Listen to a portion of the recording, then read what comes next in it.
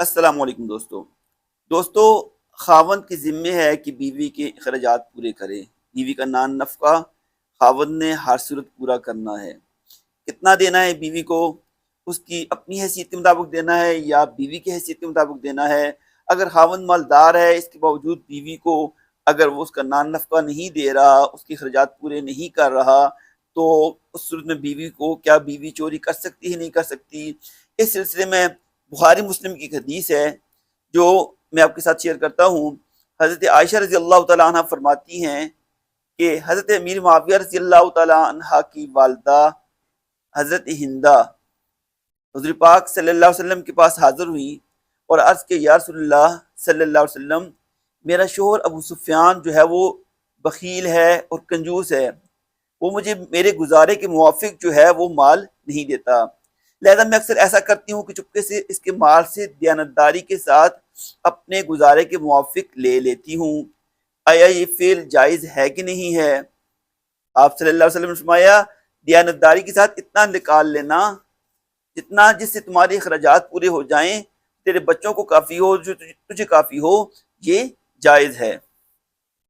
اس سے معلوم ہوتا ہے کہ حضور پاک صلی اللہ علیہ وسلم جو فرما رہے ہیں کہ اگر خاوند بھی اپنی استطاعت کے باوجود بیوی کو اس کے اخراجات کے لیے پیسے نہیں دے رہا، تو بیوی اس کے پیسوں سے چوری کر کے بھی لے سکتی ہے، لیکن چوری اس طرح نہیں کہ اپنی عیاشیوں کے لیے لے یا فضول خرچی کے لیے لے یا ایسے کام اپنے شوہر کا وہ نقصان کرے، بلکہ اپنے اخراجات کے لیے اور اپنے بچوں کے اخراجات کے لیے خاوند کے مال سے چوری کی جا سکتی ہے۔ ابھی دیکھنا یہ ہے کہ مسئلے کی بات جو ہے وہ یہ ہے کہ بعض بیویاں ایسی ہوتی ہیں، وہ فضول خرچ ہوتی ہیں، اپنے خاوندوں سے ایسی ڈیمانڈز کرتی ہیں جو ان کی پہنچ سے باہر ہوتی ہیں۔ اب یہ دنیا میں دیکھیں، اکثر لوگ دنیا میں کرپشن کرتے ہیں، ہاں جی، رشوت خوری کرتے ہیں، لوگوں سے ناجائز مال بٹور لیتے ہیں۔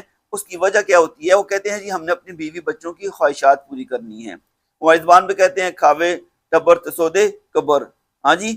ابھی آپ لوگ جو ہے اور رزق کی حرام جو ہے، شام کو گھر میں بہت ساری چیزیں لے کر آئیں گے، لوگوں کے دن کو جو ہے وہ گلے کاٹ کے اور لوگوں کی جیب سے نکال کے رشوت کے مال سے گھر میں فروٹ لائیں گے، چیزیں لائیں گے، تو وہ بچوں کو کھلائیں گے تو صحیح، لیکن کل قبر میں آپ لوگوں کو حساب دینا پڑے گا۔ لہذا بیوی بچوں کی ہر خواہش کو پورا کرنا آپ کے ذمے نہیں ہے۔ آپ جو ہے اویلیبل آپ کے جو ریسورسز ہیں اس کے مطابق شریعت آپ کو اس بات کا پابند بناتی ہے۔ ابھی بات سمجھیں، اگر شوہر امیر ہے اور بیوی بھی امیر ہے تو شوہر جو ہے وہ امارت کے لحاظ سے جتنا اس کا سٹیٹس ہے اس کے مطابق بیوی کو جو ہے اس کو اخراجات دے گا۔ اگر شوہر امیر ہے اور بیوی غریب ہے، پھر بھی شوہر اپنی طاقت کے مطابق، اپنی استطاعت کے مطابق بیوی کو اخراجات دے گا۔ اگر بیوی امیر ہے اور شوہر غریب ہے، پھر شوہر غربت جو ہے اس کے مطابق، یعنی اس کے جو ریسورسز ہیں، آسان بات یہ سمجھ لیں، جو آپ کے جو ریسورسز ہوں گے ان کے مطابق آپ نے بیوی کو اخراجات اس کے پورے کرنے، آپ کی ذمہ داری ہے، اور بچوں کے اخراجات پورے کرنے۔